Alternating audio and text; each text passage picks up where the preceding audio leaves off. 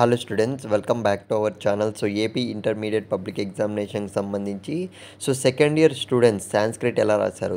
బాగానే రాశారు అనుకుంటున్నా. కొంతమంది టెలిగ్రామ్లో కూడా కాంటాక్ట్ అయ్యారు, ప్లస్ అయితే మనకు కామెంట్స్ కూడా చేశారు. పర్లేదు బ్రో, ఈజీగానే వచ్చింది, బాగానే రాశామని అయితే సో హ్యాపీ. ఇకపోతే గైస్, చాలామంది స్టూడెంట్స్ అయితే second year English question paper అయితే అడిగారనమాట.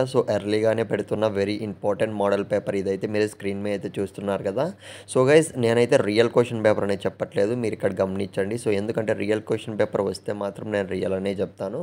ఇకపోతే చాలామంది స్టూడెంట్స్ అయితే లాస్ట్ ఇయర్ అయితే ఇంగ్లీష్ కూడా ఫెయిల్ కావడం అయితే జరిగింది. ఎలా రాయాలో, ఎలా అటెంప్ట్ చేయాలో కూడా తెలియక ఖచ్చితంగా నేనైతే మీకు వీడియో కావాలంటే నెక్స్ట్ వీడియో అయితే చేస్తాను, ఫుల్ ఎక్స్ప్లెనేషన్ అనేది.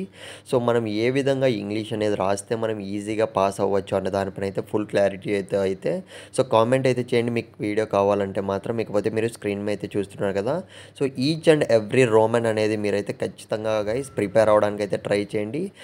ఈ రోమన్లోనే ఈ మెథడ్లోనే మీరైతే ప్రిపేర్ అవ్వడానికి అయితే ట్రై చేయండి. ఖచ్చితంగా మీరైతే ఇలాగే వస్తుందన్నమాట మనకు క్వశ్చన్ పేపర్ అనేది.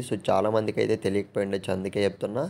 మినిమం క్లారిటీ లేకుండా ఎగ్జామ్కి అయితే అటెంప్ట్ కావద్దండి చెప్తున్నా. ఇకపోతే గైస్, ఖచ్చితంగా మీరు ఈ పర్టికులర్ క్వశ్చన్ పేపర్ అనేది ప్రిపేర్ అవ్వడానికి అయితే ట్రై చేయండి. ఇంకో విషయం ఏమంటే, అట్లీస్ట్ ఒక్కరికన్నా ఈ వీడియో అనేది షేర్ చేయండి మీ ఫ్రెండ్స్కి అయితే.